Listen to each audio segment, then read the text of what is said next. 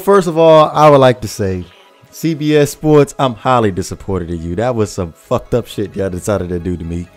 I'm not gonna lie to y'all. Early on in the day, me and my girlfriend was arguing about who was gonna be using the Sunday ticket today because of the fact that she's like the Cowboys, I like the Dolphins, right?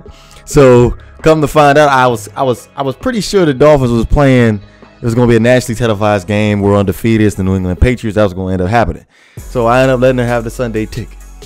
So we get into the second half, the third quarter, and they cut us off. They cut us off. I was like, that's some fucked up ass shit for the CBS Sports to end up doing, because I don't care if we lose about 50. I'm gonna keep on watching this game.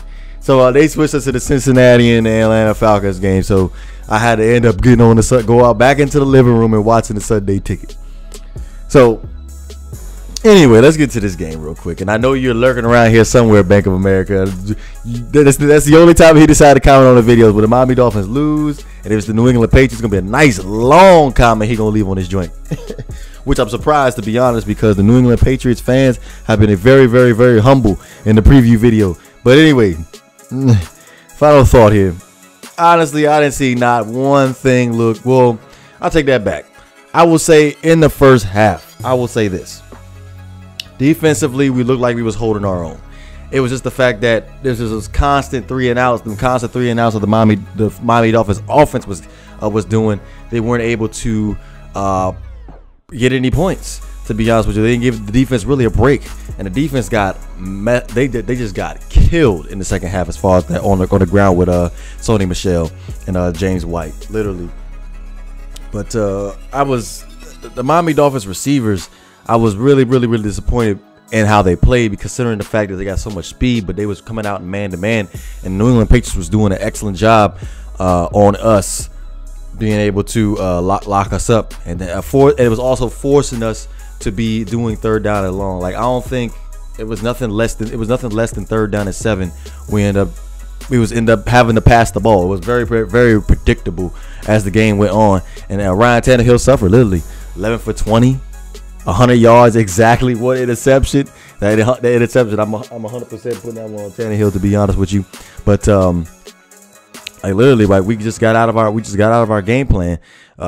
We just cannot be forced into these third down and longs. That's just not our strong suit. Our offense is based off of short plays, which is a slant for 5, a check down for 5, and then I let our receivers make the plays. If we sit back and stuck in like a third down and long way, we only probably have like a handful of plays to sit back and actually convert that with. So the Patriots just had our number. Like I said in the preview video, like we, for some particular reason, when we come to New England, like we just play like a totally different team. It's when we go to New England and when we go to Baltimore. There's those two teams, we just look like a totally different team.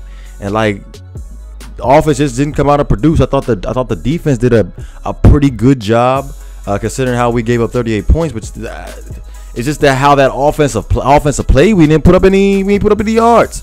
Now, how many yards did we pull up? Give me 1 second, y'all, while I look at these yards that we basically put up, because of the fact that I didn't even take no notes. I was just so heated, I didn't pull up no notes whatsoever.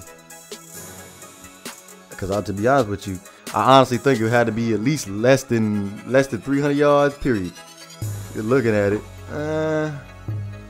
I'm just so irritated right now. I can't even find that shit right now. Net yards passing 116. Net yards rushing at 56.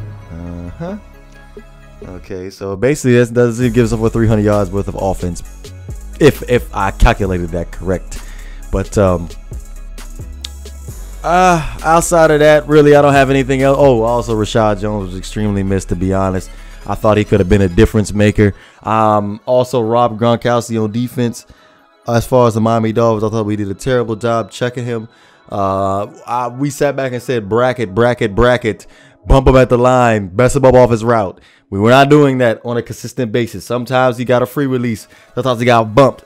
I was not happy. Minka Fitzpatrick, he showed up. He played a good game. He was playing like a 5-year vet out there. I saw him always around the football. But that pass rush is not getting there. It was not getting there this week. I don't know what it was. And I know we lost by a big margin, but this is just itching at me right now. It's literally itching at me right now. In the first half, when they threw that touchdown pass to Cordell Patterson, if you saw that receiver bump the corner on the play to give Cordell Patterson getting wide open, he bumped him. Now, I was looking for the flag. They didn't call it, but you look at last week against the Raiders in the first half. They called 2 pass interference plays, 2 pass interference calls, one on Kenny Stills, and I believe the other one was on I think it was on Jakeem Grant. The other one was on Jakeem Grant, where we basically trying to avoid the defender and go to the end zone, keep running our route. Instead, they called a pass interference. You know what I'm talking about. You've seen it. I know everybody has seen it. They're a diehard Miami Dolphins fan. You've seen it. But watch that touchdown pass to Cordell Patterson again, and look what that receiver did. I cannot think of who that receiver was that made the bump, but he like stuck his tail out there and basically just bumped the corner, and then Cordell Patterson ended up getting a free release. But other than that, man, that's all I got. 3-1. Unfortunately, we didn't end up snapping the streak in New England. But his next game up, we got the Cincinnati Bengals next. The reason why it took so long was because of the fact I was trying to watch the end of that Atlanta Falcons and Cincinnati Bengals game. We might have our hands full with these guys. Not to mention, the last time we ended up playing them, I believe that was a Monday night. No, it was a Thursday night game. AJ Green fucked us up. But, let me know what you guys think. You know what it is. If you enjoyed the content, please don't forget to hit that like and subscribe button. This is GreatOne DeVore. I'm up out of here.